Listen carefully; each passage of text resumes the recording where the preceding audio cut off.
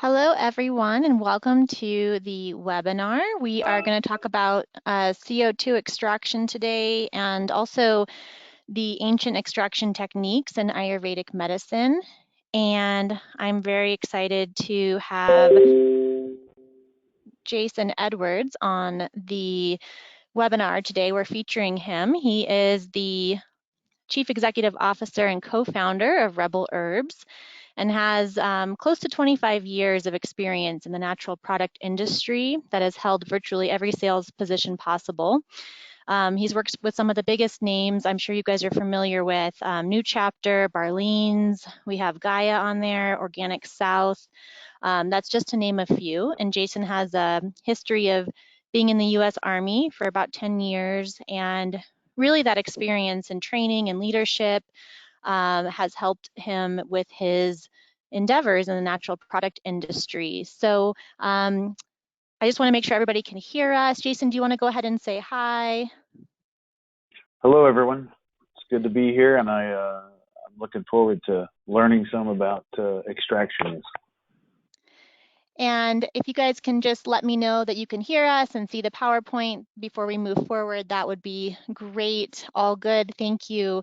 It's important to just make sure that we're solid on the technological side of things. So of course, you know this webinar is sponsored by Rebel Herbs. So what we're doing is we're allowing for practitioners to get free continuing education credits. Right now we have approval from the Natrophathic community via the AANP, and you'll receive your certificate from the AANP.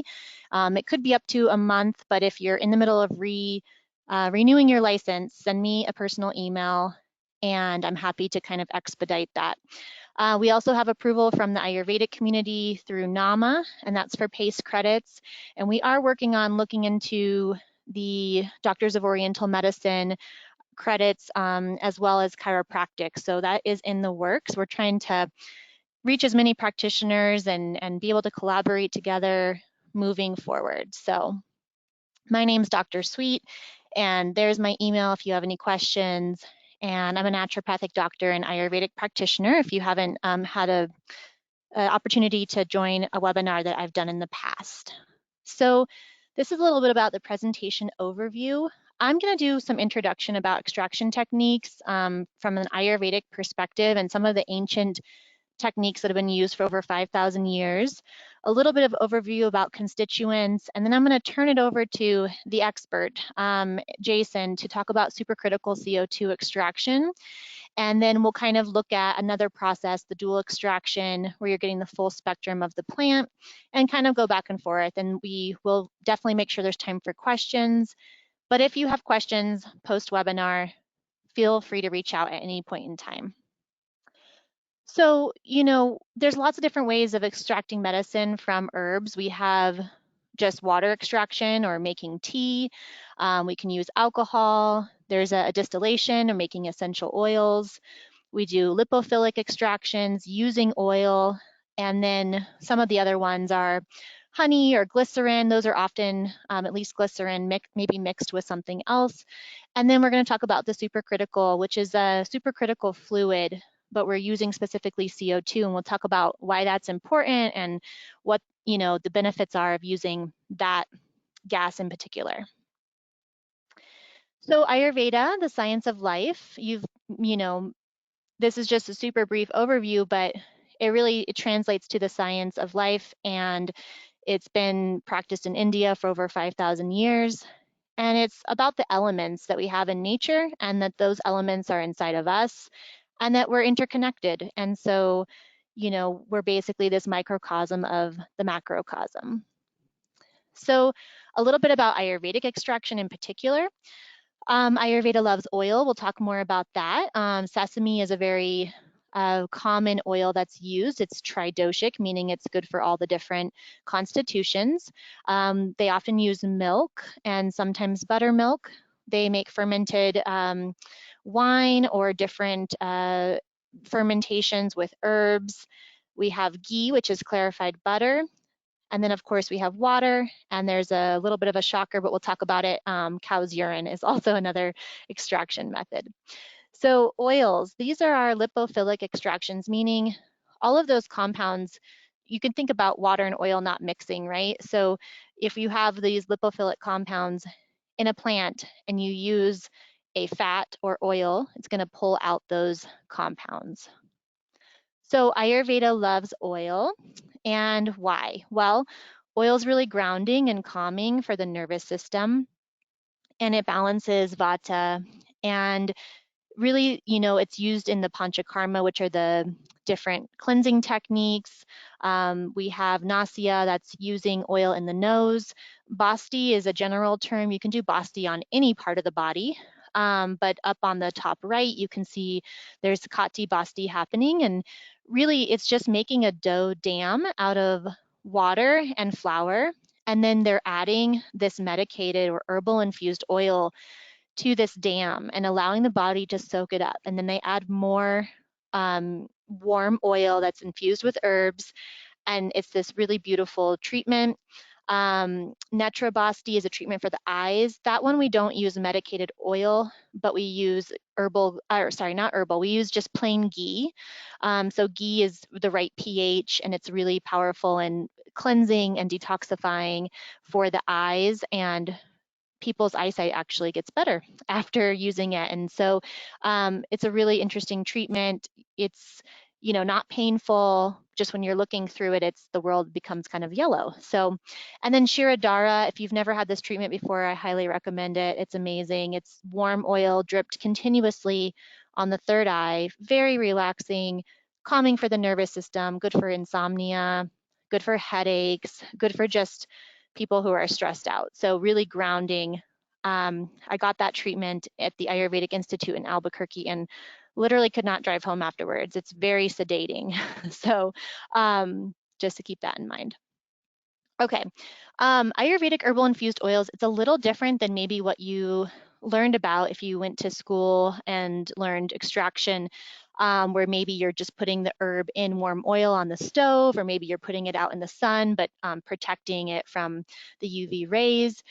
Ayurvedic oil, it can take up to 5 days to make. When we made it in school, it was about a day, but you use 3 different parts, and it's kind of cool because you're getting not just the lipophilic compounds out of the plants, but you're also getting the hydrophilic compounds. And how you're doing that is you do a liquid decoction. You can use water, milk, juice, and then a fine paste of herbs also with a tiny bit of liquid that's called the kalka.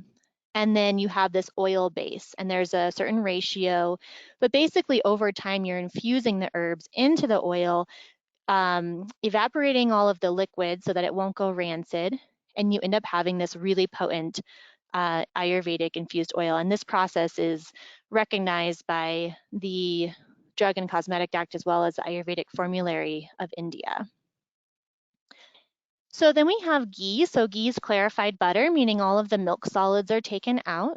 Ghee in general is tridoshic. It's good for all the constitutions.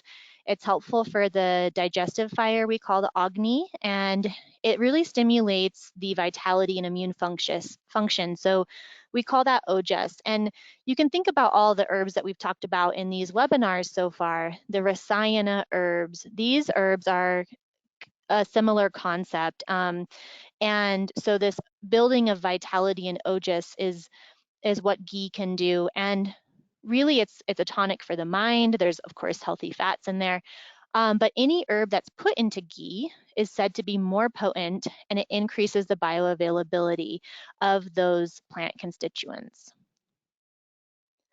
So why is lipophilic extraction important? Well, I love this cartoon, right? You have this little lipophilic compound, and he's slipping right into the cell through the cellular membrane, and the hydrophilic compounds on the outside are kind of jealous. So it's important because every cell in our body has a phospholipid bilayer. So these lipids are really, what our body is used to absorbing, and we can also utilize these lipophilic compounds to actually enhance the absorption of water soluble compounds. And we'll talk a little bit more about that with turmeric.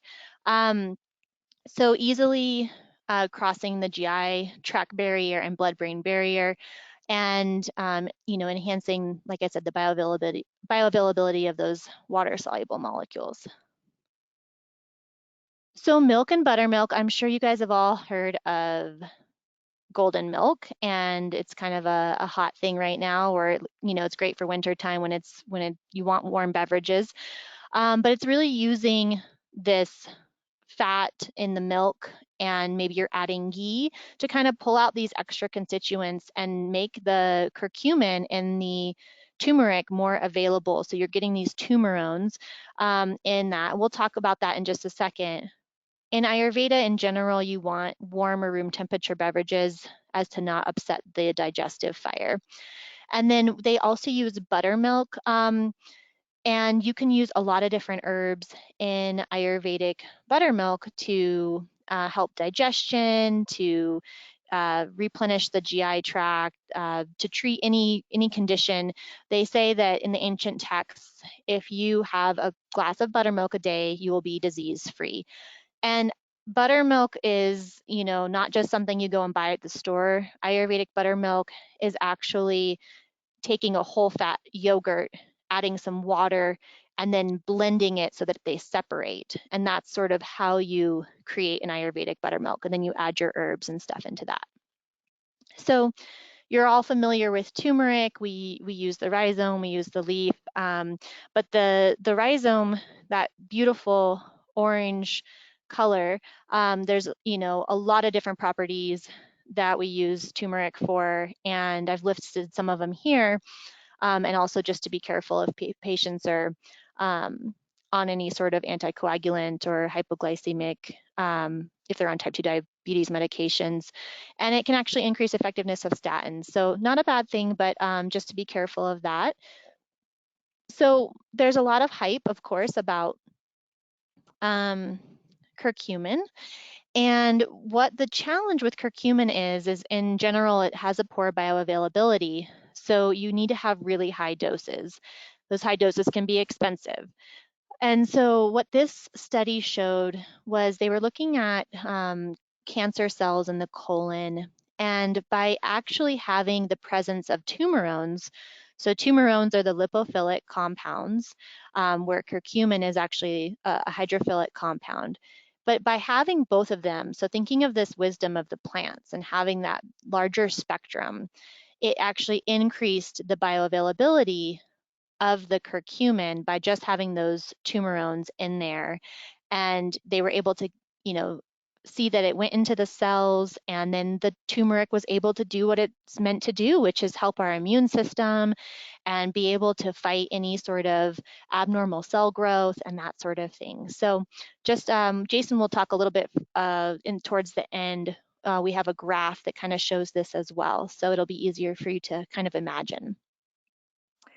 So then we have alcohol, water, extraction, and other techniques that we're going to move into. So this is a really awesome topic.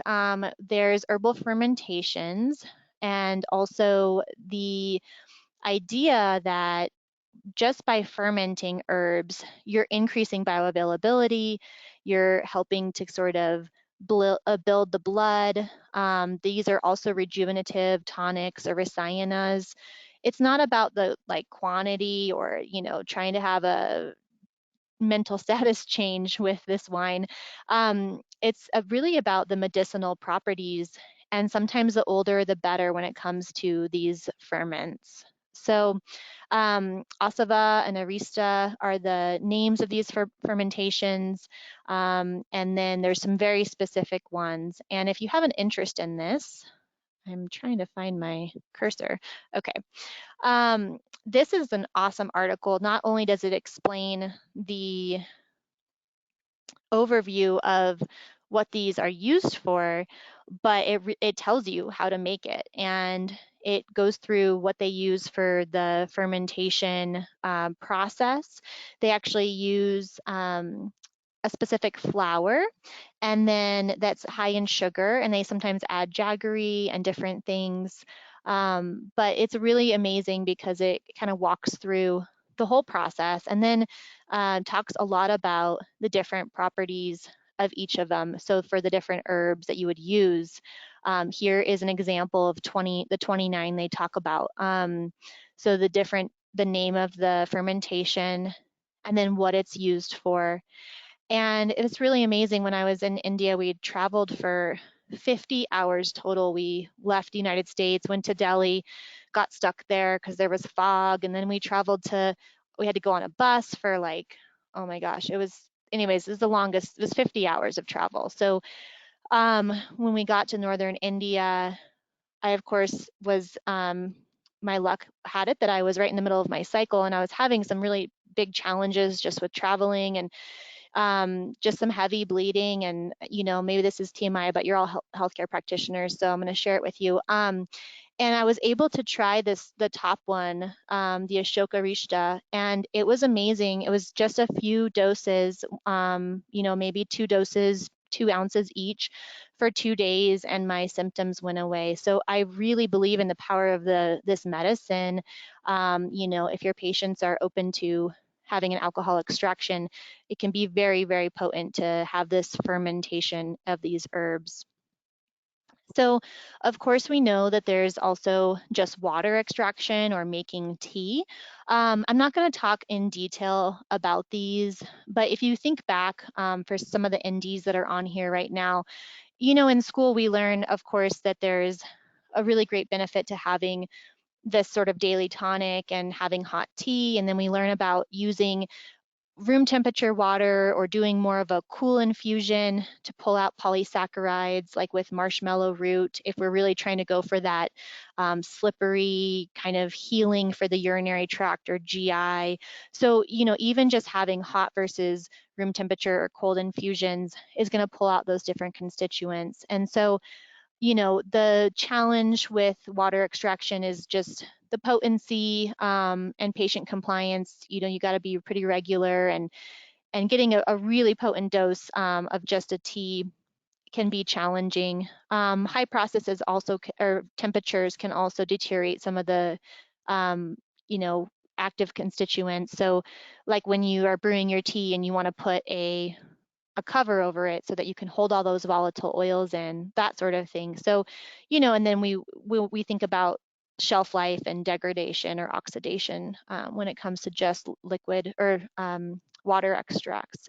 So Dr. Yarnell allowed me to use this chart, which kind of outlines what we're talking about in this webinar, which is, you have your water solubility. And so when you go down to the bottom of the chart on the right, you're not really getting a lot of the alkaloids, terpenoids, the resins, none of the lipids or waxes. So you really do need alcohol to get, in general, you're going to need alcohol to get those out. And so what if your patients abstain, or, how are we going to get some of those constituents to our patients? What are some other ways we could think innovatively? And that's why we're going to talk about CO2 extraction. So this is something I wanted to put in here kind of as a wow factor, but this is known as gomutra. So it's actually cow's urine, and it's not just like the cows you're thinking of in the United States, or cows that are eating trash or anything,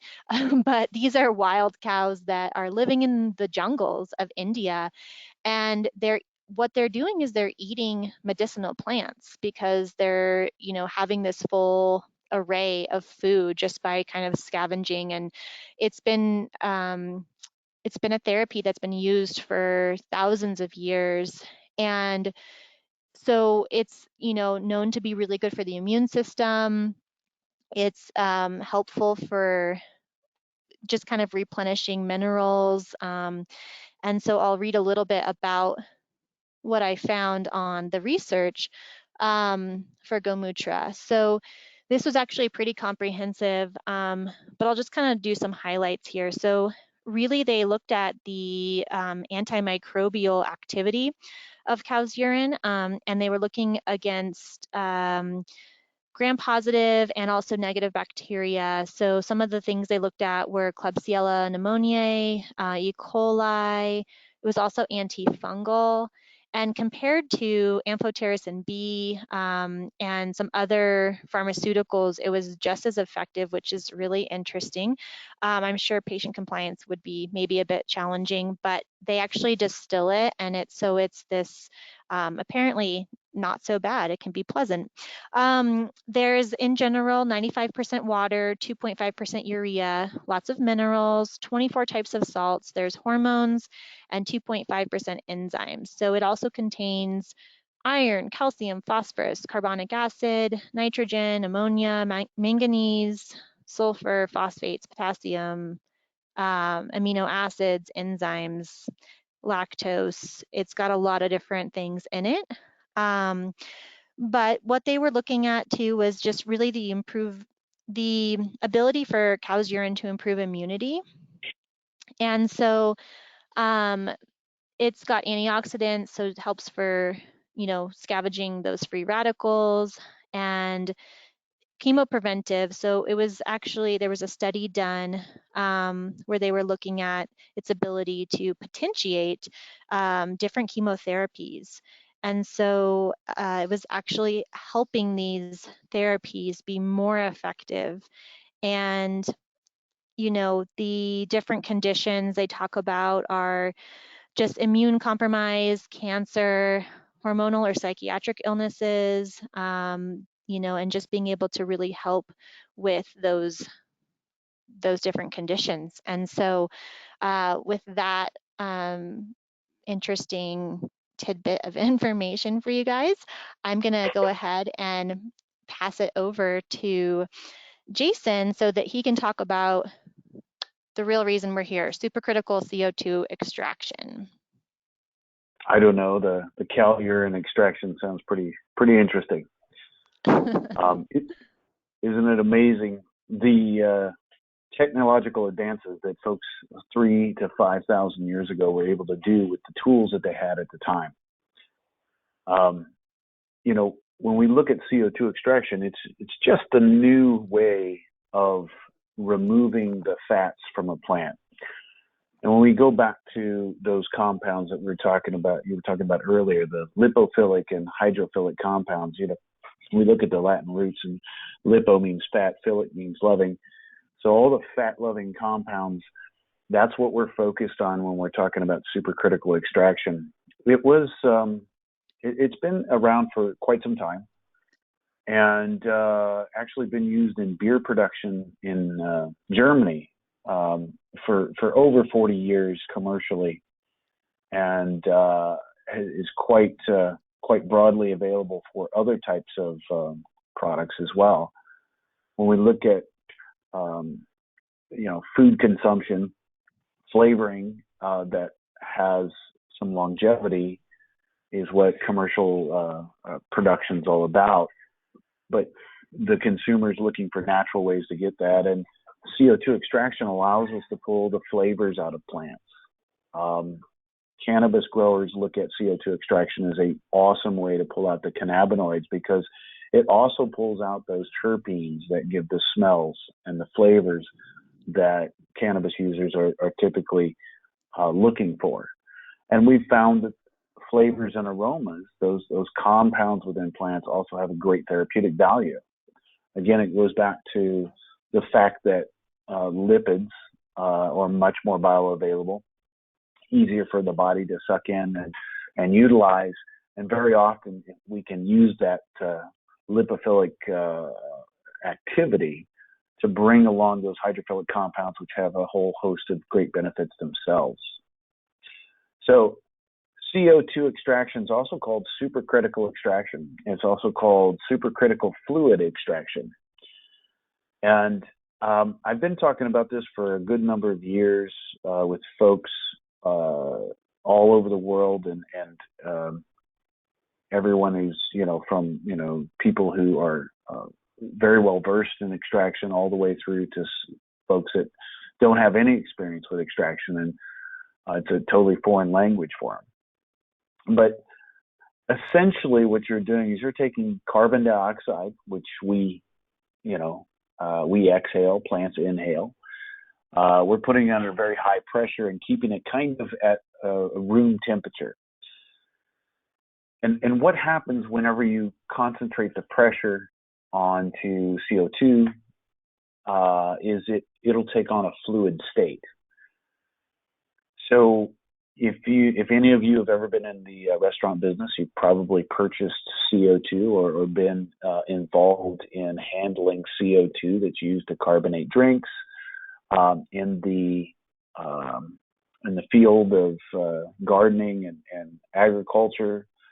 Indoor grows typically will have a CO2 tank, and most of those are delivered in a liquid form.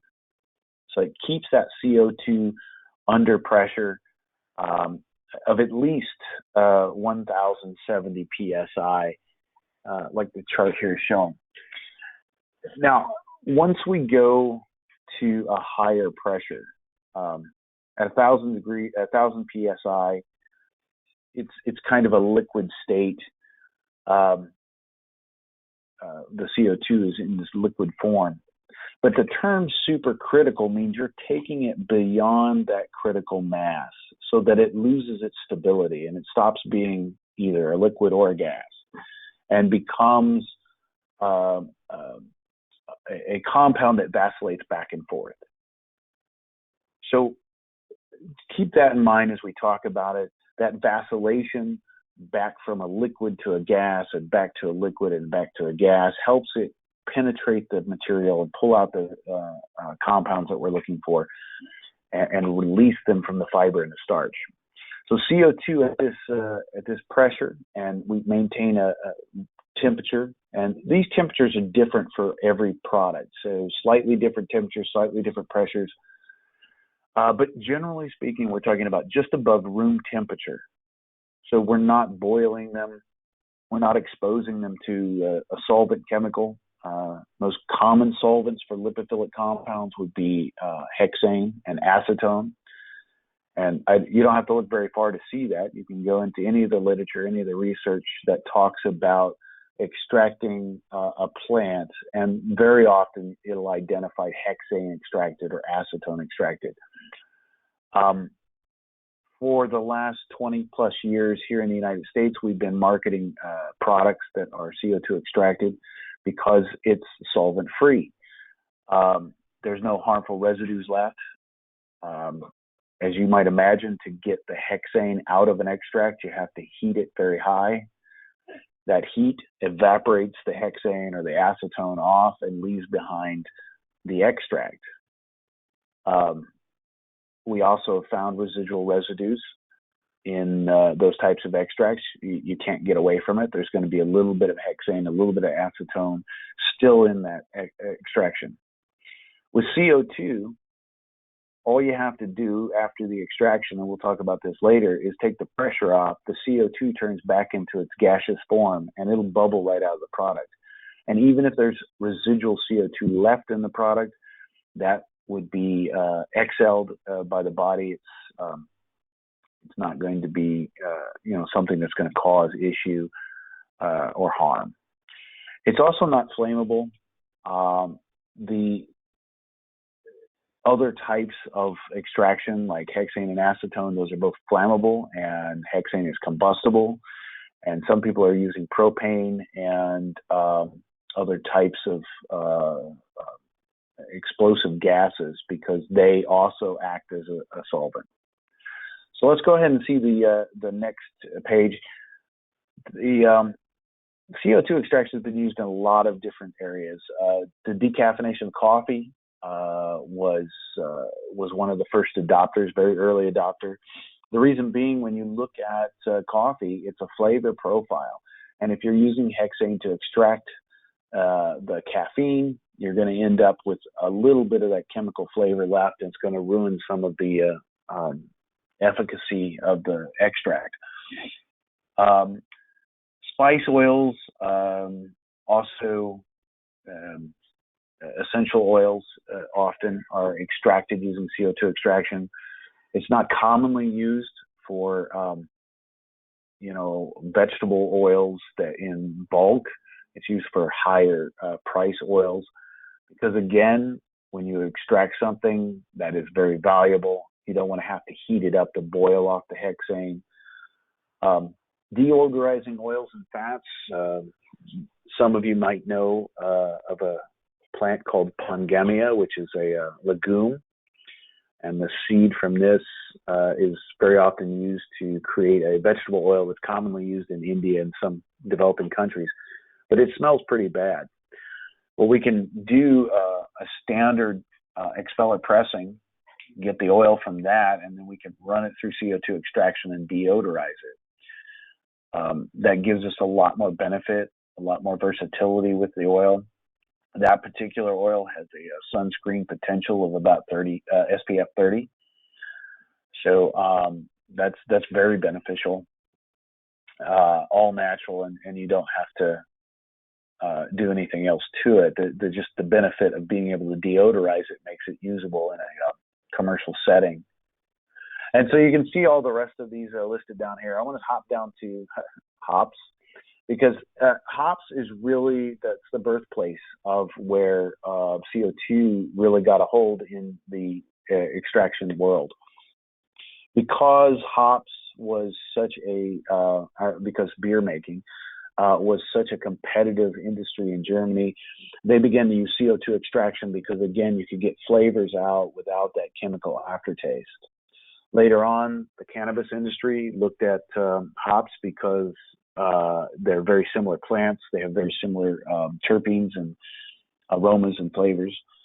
And so the cannabis industry was another adopter of CO2 extraction, and that continues even today. This is so gentle on the materials coming out of the plant that you can actually get a much better extract and a much more efficacious one. Next slide, please.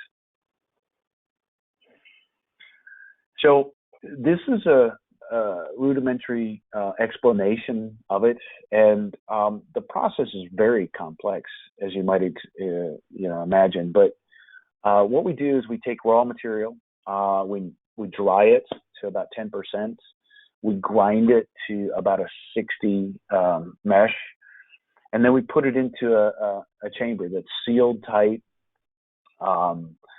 The CO2 is pumped into that chamber under pressure, and it has to be heated, because when you lower when you increase the pressure on CO2, it makes it cold. So we heat that up, and that's where that room temperature comes to play. It keeps everything kind of moving, and then we pump that into the chamber. That CO2, once it reaches that supercritical state, begins to vacillate back. Now, remember I mentioned that it's going liquid to gas, liquid to gas. As a gas, it permeates the material because it's a powder, basically. It's like a chunky powder. It permeates that. It latches on to the fats as a liquid and pulls them out. And then as a gas, it goes back in.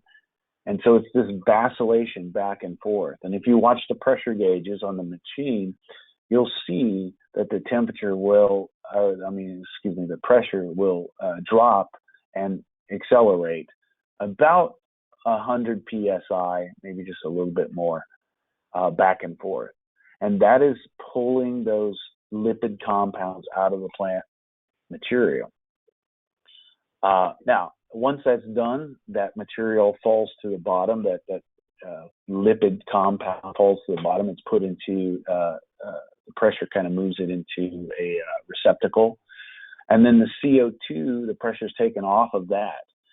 And as that bubbles out of the product, you're left with just pure lipid compounds.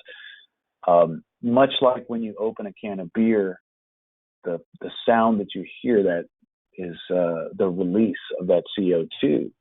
And you'll start to see that bubble out of the beer once you take the pressure off of it.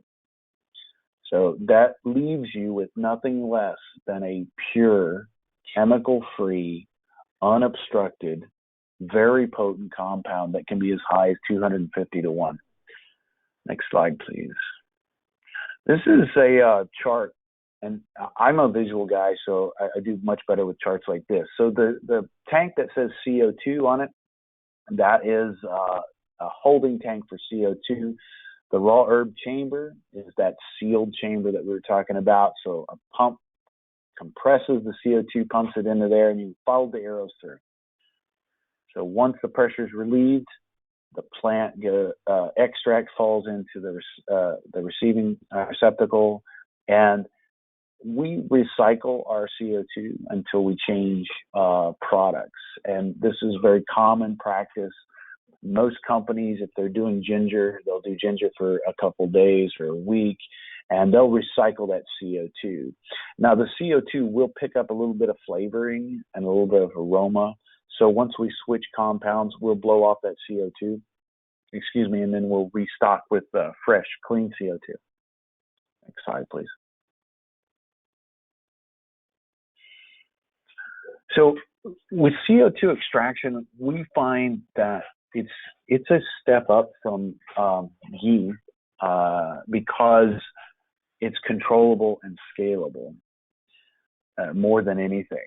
And when we're trying to get lipids out of a plant, we have a limited number of resources that we can use, which is scalable.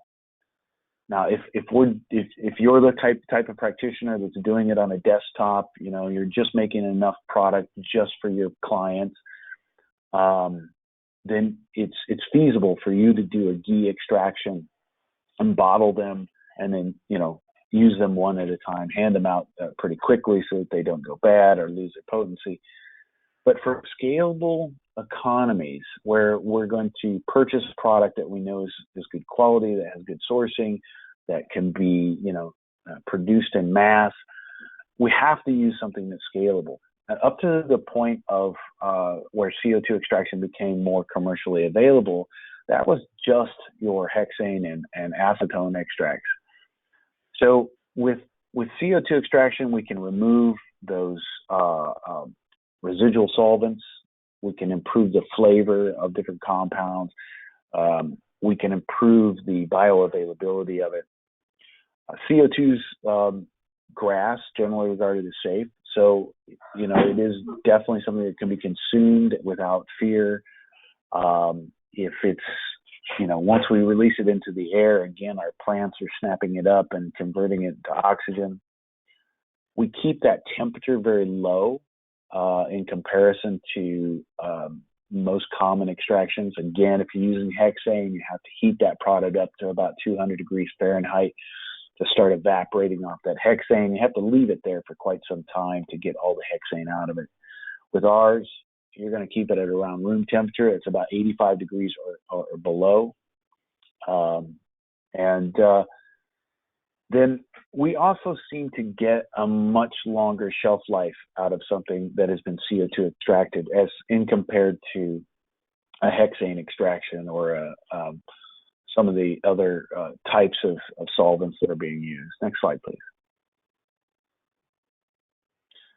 So because we're using such high concentrations of the lipid compounds, we know that a lower dose is not only available, but it's better for us. We can use less medicine, get more activity in the body. Again, it's shelf stable beyond what we would typically imagine. A grita in Ayurveda, a ghee extraction, is only going to have a shelf life of a certain amount of time before people are not going to want to use it. And while the ghee itself will remain viable for years outside the refrigerator, the herbs themselves begin to degrade. So concentrating them using CO2 extraction gives us a much longer shelf life, much more viability for a longer period. And then CO2 doesn't extract heavy metals. Most pesticide residues are water soluble, whereas on the flip side of that, we have to be very vigilant about our organic farming because many herbicides are lipid based. So we tend to if one of our farmers, our partner farmers, is not careful, and we'll see that pop up. But we do, just like any company who's in this industry, we do pesticide, herbicide testing before it leaves India to make sure that we've got a good, clean product. But CO2 is fantastic for herbs that are coming out of India, especially for this reason. One of the biggest things that I'm a member of APA on the Ayurvedic Council and the Ayurvedic Committee, rather. And one of the biggest things we talk about is heavy metals and this fear of getting heavy metals. So CO2 extraction eliminates that fear for us. Microbial contamination is eliminated. It's very rare to find any CO2 extracts that a microbial count is going to be very high on at all. So next slide, please. This is just a couple of comparisons, and we'll run through them pretty quickly. Organoleptic profile. Water extractions or alcohol extractions have all polar ingredients and slightly non-polar.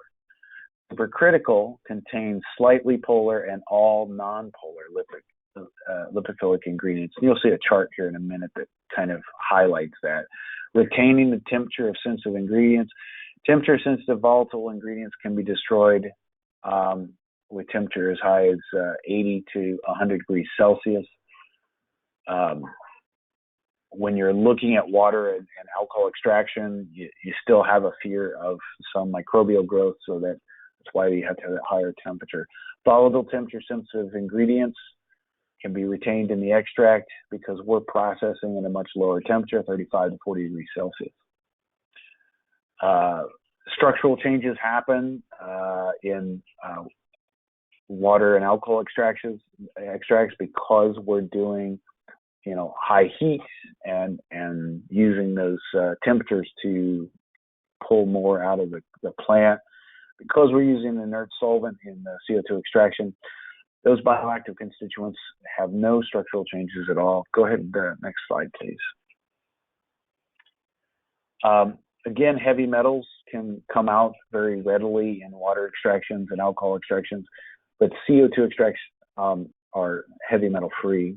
Microbial count, again, very high possibility in water and alcohol extractions. Very difficult to find a CO2 extract with a heavy microlobe. Insecticide, pesticide residues, again, very high in water and alcohol extractions, low possibilities in the CO2 extraction. So it gives us a much safer extract to begin with and a much more consistent activity. Next slide, please. So here's the polar and non-polar chart. This is really good for being able to visualize what a extract is pulling out. And we don't surmise that water extraction or alcohol extraction are not valuable. And you can see that with this chart. You see the peak in the polar side for conventional water extraction.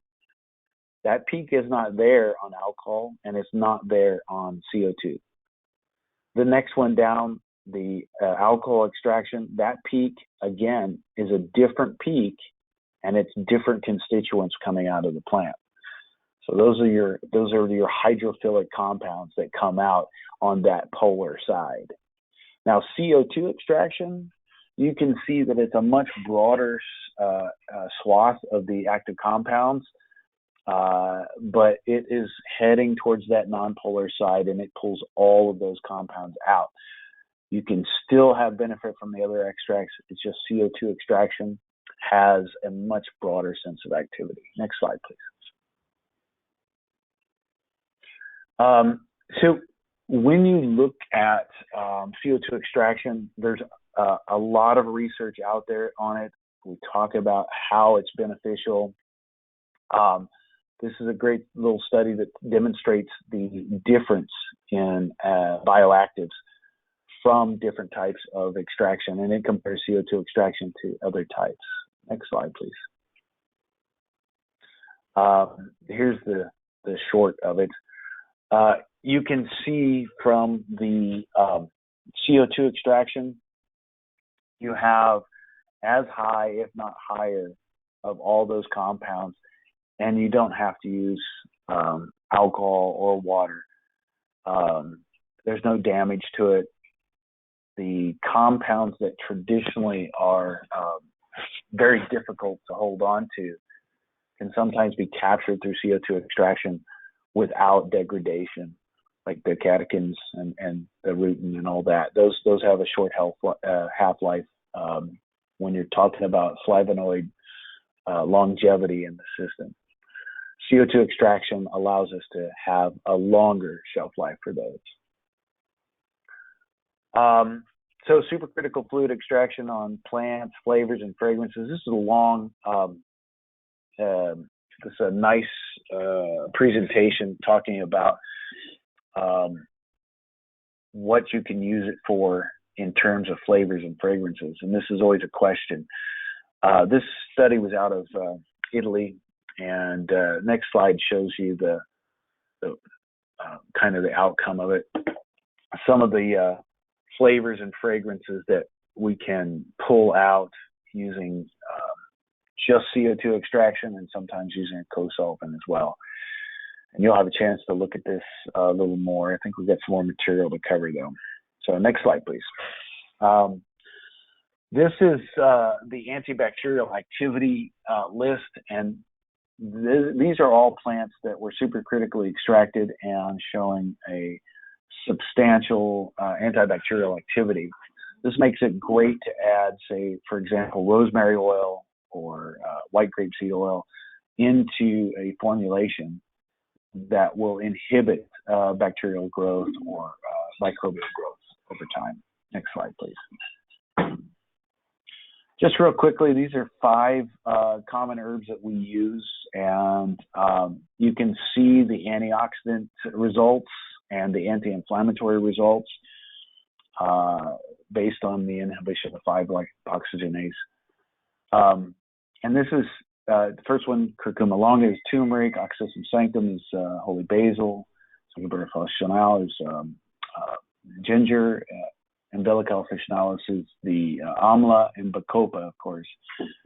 So you can see these all have a substantial anti-inflammatory activity, and they all have a substantial antioxidant activity as well. Next slide, please. So that brings us to a process that we call dual extraction. When you look at that chart that we previously looked at, it has the peaks from the polar and the non-polar side. And we see benefit in all of those. So why not use the lipophilic compounds and the hydrophilic compounds together to give you a full spectrum of all the constituents within the plant? When Dr. Sweet was talking about golden milk, I think that's really a classic example of how dual extraction works. You know, milk has fat compounds in it, but it also has, you know, water and minerals and other compounds that all act on those polar and non-polar compounds differently. So yeah, I just want to say, you know, when we think about using the full spectrum of the plant, it's utilizing that wisdom of the plant, and really that it has everything we need, not only to help us, but also to metabolize and have the bioavailability for those medicinal compounds. And so that's what I think is so amazing about doing a dual extraction, where you're getting both the lipophilic and hydrophilic compounds. And I'll just kind of run through this really quickly, or we're going to kind of go back and forth. But really, you're kind of getting that broad spectrum, as Jason showed you on those charts, and you're really getting the closest profile to what this plant has to offer. And that lipophilic extraction is going to help your body use those hydrophilic compounds, and it can be a really beautiful and potent way to get the most benefit from these plants. I'll have Jason explain the turmeric piece to you, and where it says holistic, we're talking actually about this dual extraction where they've used the CO2 and then also taken that same plant material and then did water and alcohol extraction. And one just really quick thing that I love about the fact that, we're thinking about just the whole process is at the very end, you still have this plant starch and fiber, and that can be composted or made into fertilizer. And so the whole process is just full circle, kind of giving back to the earth. So, Yeah, that's one of the things that we don't even think about. But yeah, all that starch and the fiber is composted and fermented in our compost bin, and we use that to feed the soil to continue to grow certified organic herbs. I love this chart. This was a short study done on a 95% curcuminoid preparation, comparing it to a dual extracted turmeric extract. A lot of times we talk about curcumin like it's the same thing as turmeric. It's just a compound within turmeric. It's a class of compounds. There's about 5 of them. They make up 5% of the plant. So the red line that you see is a 95% curcuminoid extract, and you'll see that it peaks in the bloodstream at about 30 minutes, 30 to 60 minutes, and then it languishes in the bloodstream for another hour.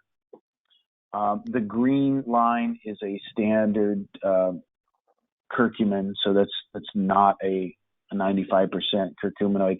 And while it hits about the same peak, it does fall out of serum, out of plasma in about an hour and a half, roughly, a little bit faster than the 95% curcuminoid preparation.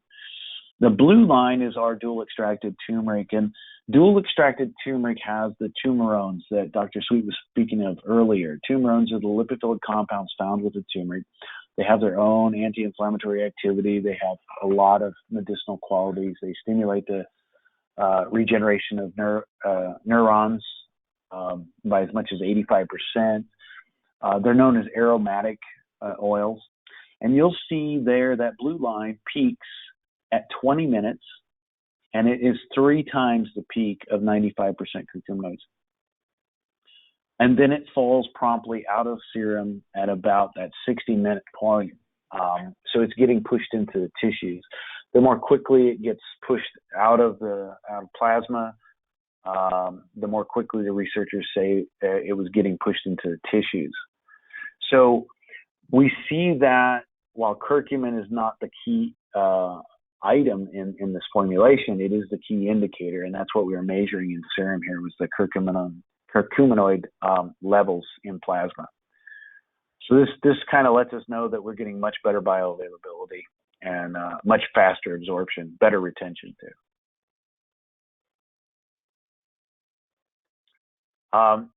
These are just showing the difference between different types of extracts. So the holistic extract you see there is in the pink line, and the blue line is the water extract. And you can see the total curcuminoids is much higher. You also get some minor peaks in there. Some of them just look like a little bump on your screen to the left and the right of those major peaks. We don't know how much benefit those are, but we see them there, and we don't see them in water extractions. Next slide. So you guys are probably familiar with ginger, and this is just sort of an overview because we're going to look at the HPLC. Is that what it is, Jason? Uh-huh. Okay, yeah, so we're going to look at that. But in general, we use ginger for so many different things. Anti-inflammatory, anti-nausea. I'm drinking my ginger ale right now. It's warming, it's used as a driver, wonderful for the immune system. And so thinking about those compounds that are in the ginger, we can look at that here, and I'll have Jason kind of go over that with you. So again, you're looking at a comparison between a water extraction and a holistic extract. And remember, the holistic extract, that pink line, is a dual extract. So CO2 extracted, and in the case of ginger, it's real water extraction. And we'll blend those together and look at how high those peaks go. That one gingerol is completely off the chart, and all the minor peaks are accelerated and accentuated using the holistic extract as well. This gives us a much higher therapeutic value with a much lower total volume of material. So we can give the patient less medicine and get more results.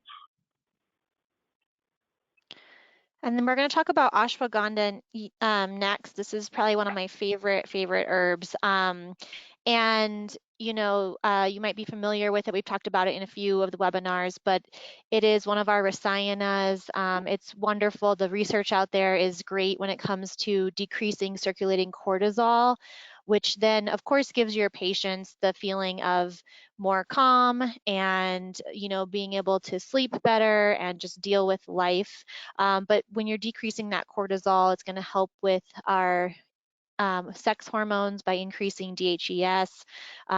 It's going to help with anything that's going to be a negative from stress. So helping with stress-induced stomach ulcers, also just the sympathetic. So you're going to show a decrease in blood pressure, pulse, and also it's anti-inflammatory. So that C-reactive protein can go down, blood sugar regulation. There's so many wonderful things. And it's going to be helpful for arthritis and just any inflammatory itis that you see with your patients. And so this is a chart that kind of compares those again.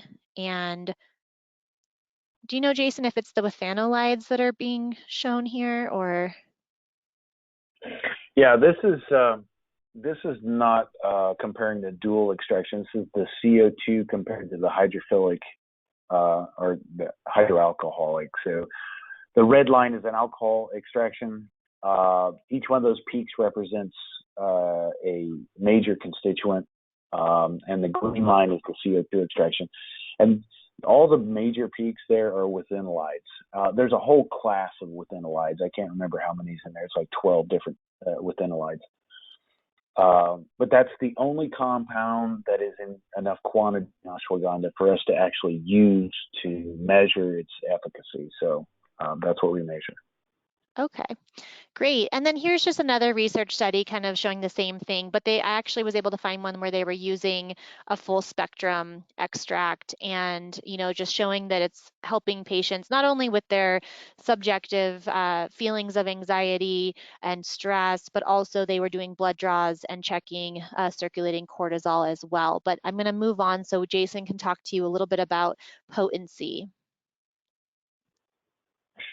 So this is an ashwagandha label from one of our products, and you can see that we have about 485 milligrams per capsule.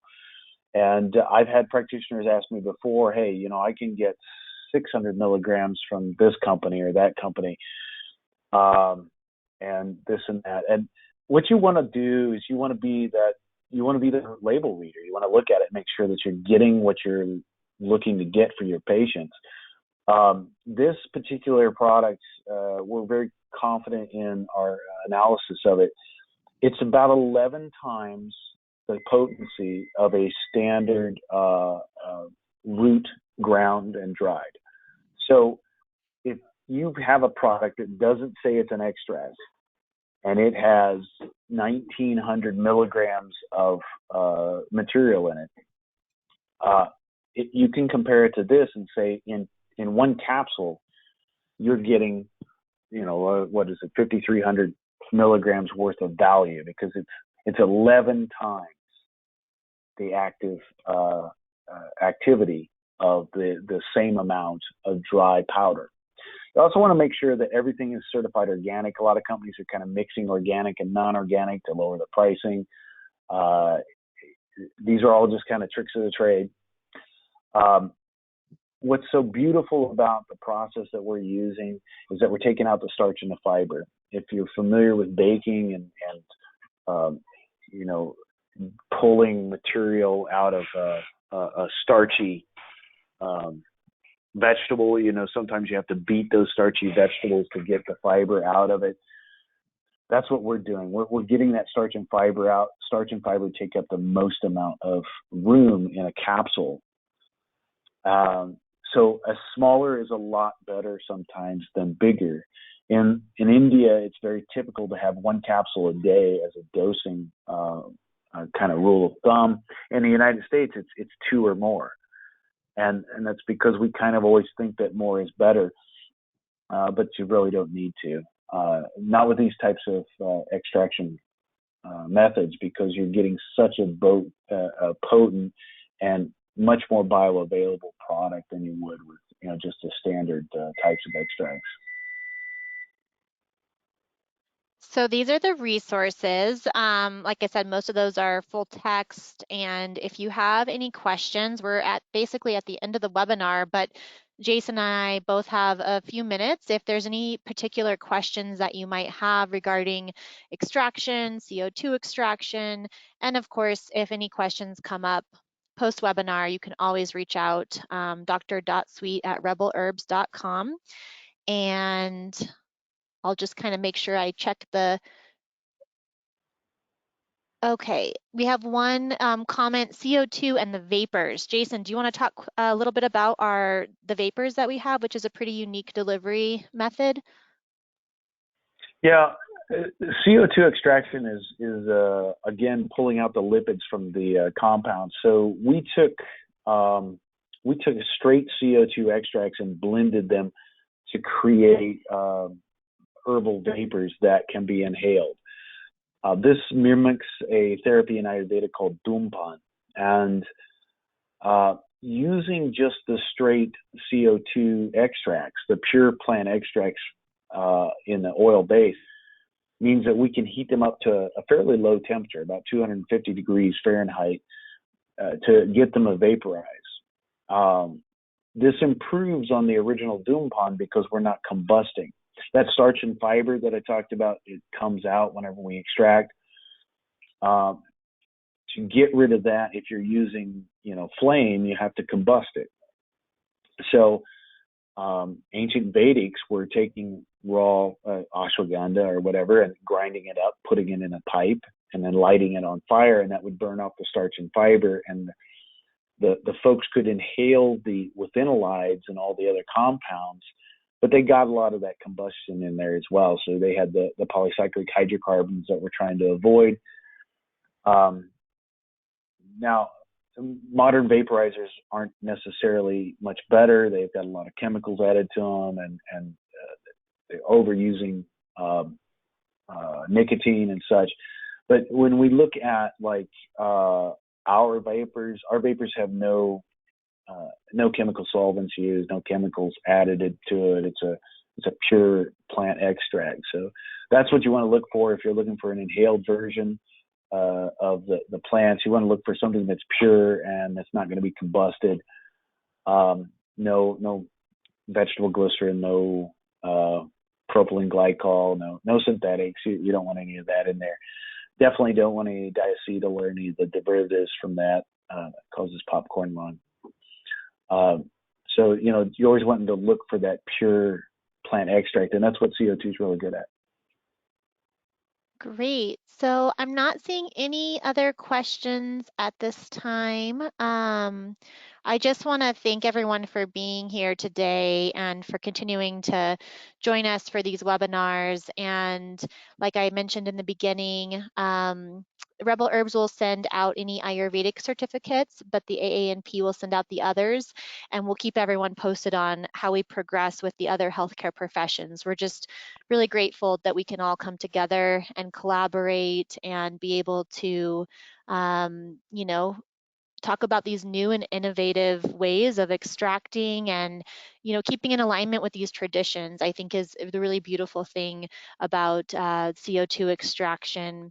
And is there any final words, Jason, that you have? Well, I just, again, want to thank everybody for coming out, and thank you for inviting me to speak.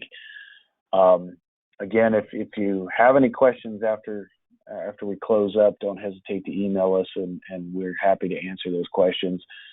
I think the most important takeaway from this type of webinar is that the extraction matters. It's not just take this herb. It's you need to pull the compounds out of the herbs in a format that the patient will be able to use. So Thanks a lot, Doc. I appreciate Absolutely. you having me. Oh, it's so nice to have you on here and truly the expert of this extraction. And I just love that it's helpful for our environment too. That's something that absolutely is something we need to be looking at when it comes to sustainability. So thank you for supporting all of those farmers and doing organic practices and doing what Rebel Herbs does. So I hope everyone has a wonderful evening or afternoon, and we'll see you again next month. Take care. Bye bye. Okay, bye.